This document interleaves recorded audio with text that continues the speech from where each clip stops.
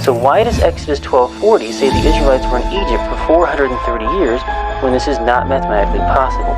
Sojourn in the land of Egypt and the land of Canaan. Sojourn in the land of Egypt and the land of Canaan. How long were the Israelites in Egypt?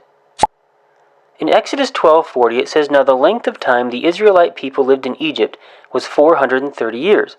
And so because of this, movies like the Ten Commandments will say things like this. That's a hard dance you do, old man.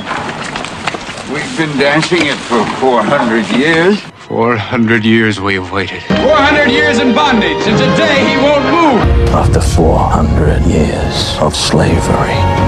And experts on the topic will say things like this. The Israelites were there 430 years. We have the record in the Bible that tells about the Israelites going into Egypt and living there for 430 years. But if you do the math, you'll find that this is not mathematically possible. You see, Moses was 80 years old when they left Egypt, his father Amram lived to 137, his father Kohath lived to 133, and Kohath was one of the 66 persons who went with Jacob down into Egypt. Now let's just stretch this out as much as we possibly can. Let's assume that Kohath was a newborn baby when he arrived in Egypt. Let's assume that Amram was born the year that his father died, and let's assume that Moses was born the year that his father died. So take 133 plus 137 plus 80, and that equals 350, which means that the amount of time the Israelites were in Egypt could have been no longer than 350 years maximum. Now, more than likely, Kohath was probably not a newborn baby when he arrived in Egypt. More than likely, Moses was not born the year that his father died, and more than likely, Amram was not born the year that his father died, which means that the amount of time the Israelites were in Egypt would have been significantly less than 350 years. So why does Exodus 12:40 say the Israelites were in Egypt for 430 years when this is not mathematically possible? The key is found in one of Paul's letters. In Galatians 3:16 and 17, Paul says, "Now to Abraham and his seed were the promises made. And this I say, that the law, which was 430 years later, cannot annul the covenant that was confirmed before by God in Christ." Basically, Paul is saying that from the time that Abraham received the promise to the time that Moses received the law, there was 430 years. Well, Abraham received the promise when he entered Canaan when he was 75 years old. Then, 25 years later, when Abraham was 100 years old, that's when Isaac was born. Then, 60 years later, when Isaac was 60 years old, that's when Jacob was born. Then, 130 years later, when Jacob was 130 years old, that's when all of Israel arrived in Egypt. So take 25 plus 60 plus 130, and that equals 215, which means that there was 215 years from the time that Abraham entered Canaan to the time that all of Israel arrived in Egypt. Now, Moses received the law the same time that they left Egypt, because remember, the Israelites were living in Goshen, and then Moses led them out of Goshen, brought them through the wilderness, and brought them to the sea. And then God split the waters of the sea in half and brought them into Midian, which is in Arabia, then brought them to Mount Sinai, which is where Moses received the law. And so Moses received the law the same time they left Egypt. So Paul is saying that there was 430 years from this point to this point, and according to the Old Testament, there's 215 years from this point to this point. So take 430 years and then subtract 215 years, and that equals 215, which means that the amount of time that the Israelites were in Egypt was 215 years. 215 in Egypt, 215 in Canaan, 430 total. Now that is mathematically possible, because 215 is significantly less than 350. And that's exactly what the Greek Septuagint says in Exodus 12:40. It says, "And the sojourning of the children of Israel while they sojourn in the land of Egypt and the land of Canaan was 430 years. The Samaritan Pentateuch says the same thing.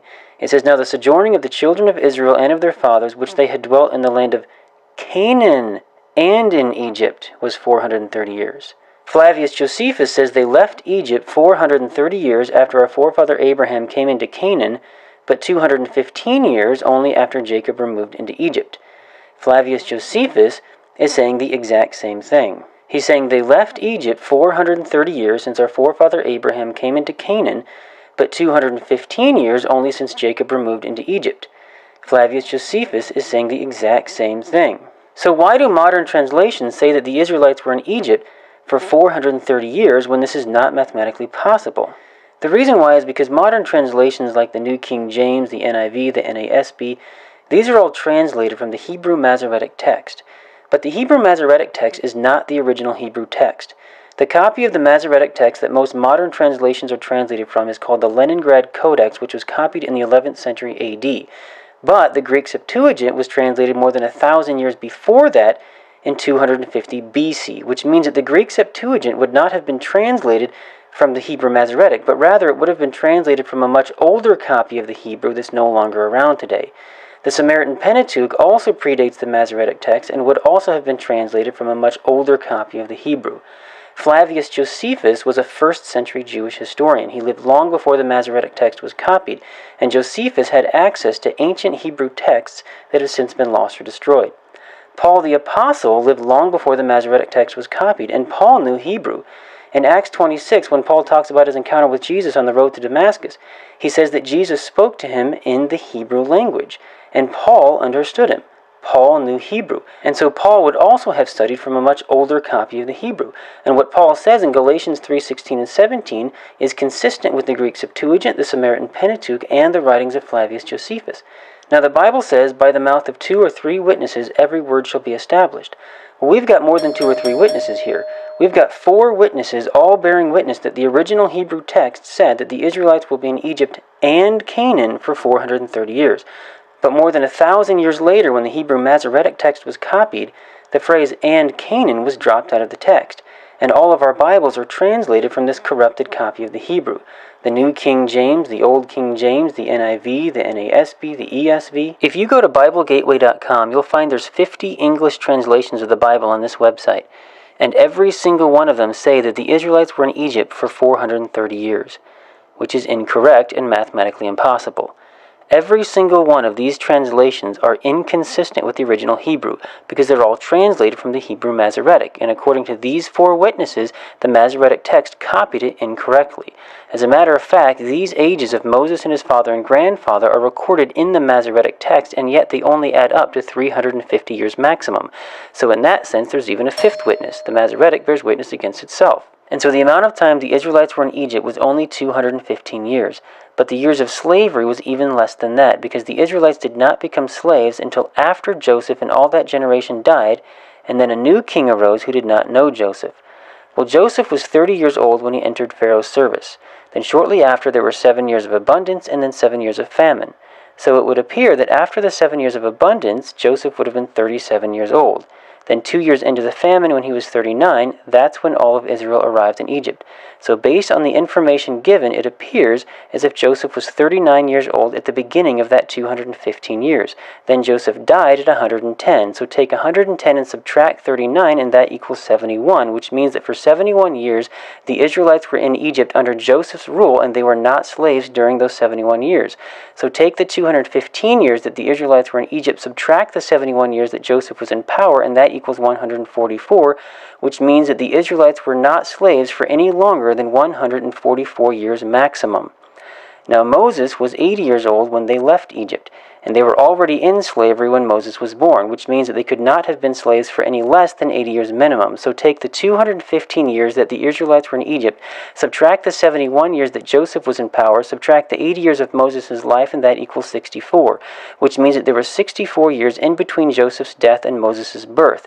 The Israelites became slaves sometime after Joseph died and sometime before Moses was born, sometime within that 64-year time period.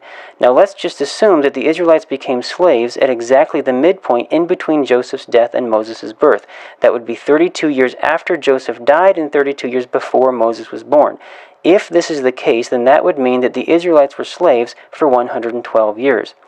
And so the amount of time the Israelites were in slavery was probably about 112 years or so. Maybe a little bit more, maybe a little bit less, but definitely no more than a maximum of 144, and definitely no less than 80 years minimum. Whatever the case, the Israelites were definitely not slaves for nearly as long as the movies make it sound when they say, 400 years in bondage, and today he won't move. The Israelites were not slaves for 400 years. They were only slaves for about 112 years or so, plus or minus 32 years. But doesn't Genesis 15:13 say that they'll be enslaved 400 years?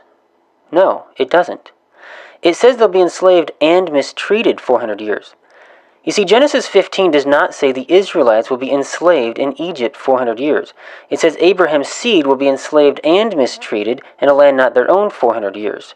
Canaan was a land not their own. Egypt was a land not their own. Isaac was Abraham's seed. Jacob was Abraham's seed. The multitudes in Egypt were Abraham's seed. Isaac was mistreated in Canaan. Genesis says that Ishmael, the son of Hagar, was scoffing at Isaac. Paul says in Galatians that the son who was born according to the flesh, who was Ishmael, persecuted the son who was born according to the Spirit, who was Isaac. Paul says that Ishmael persecuted Isaac. So Isaac, Abraham's seed, was persecuted or mistreated in Canaan, a land not his own. Abraham's seed was mistreated in a land not his own. From the time that Abraham received the promise to the time that Moses received the law, there was 430 years according to Galatians 3:17. 25 years after Abraham received the promise, that's when Isaac was born. That takes it down to 405 years.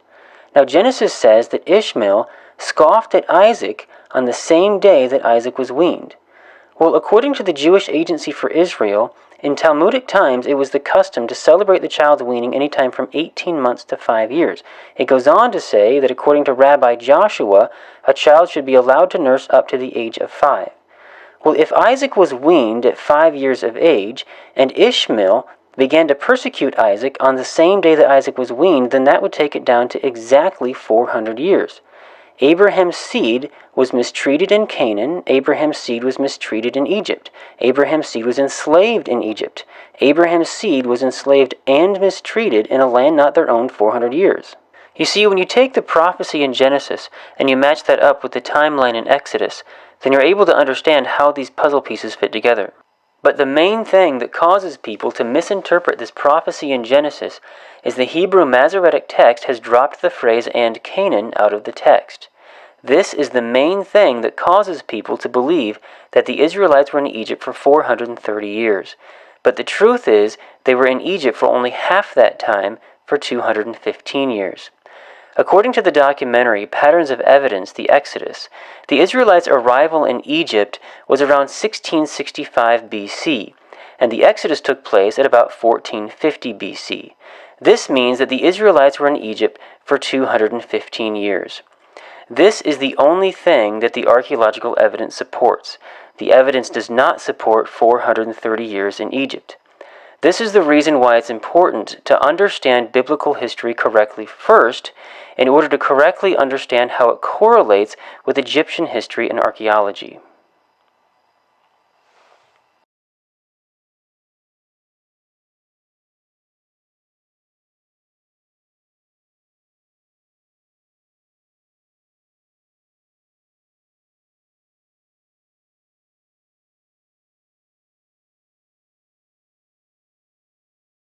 What do you think about this topic?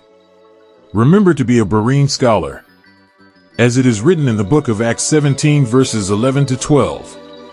Now the Bereans were more noble-minded than the Thessalonians, for they received the message with great eagerness and examined the scriptures every day to see if these teachings were true. It's time to deepen your understanding and see your reflection within the sacred pages. Please click subscribe, and click the notification bell to stay up to date with the Berean Scholar channel.